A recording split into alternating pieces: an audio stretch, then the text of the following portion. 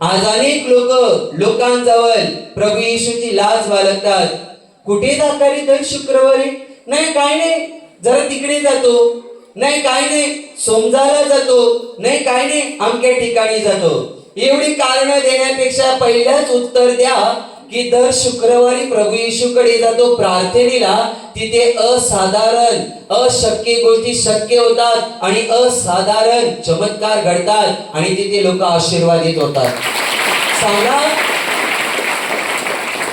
लाज बाळगू नका. नाही, कोण जात, कधी गेलो, कोण येशू, कसली प्रार्थना.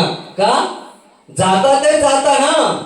जेव्हा तुम्हाला त्रास होत तेव्हा तुम्हाला कोणी वाचवलं नाही, कोणी बरं केलं नाही. आणि असं नाही की तुम्ही डायरेक्ट येशूकडे आलात, तुम्ही दवाखाने केलात, अन्य ठिकाणी तुम्ही फिरलात, कोणी कुठला मार्ग सांगितला तिथे तुम्ही गेलात. सगळं करून माणूस थकतो, तेव्हा शेवटचा पर्याय म्हणून माणूस येशूकडे येतो.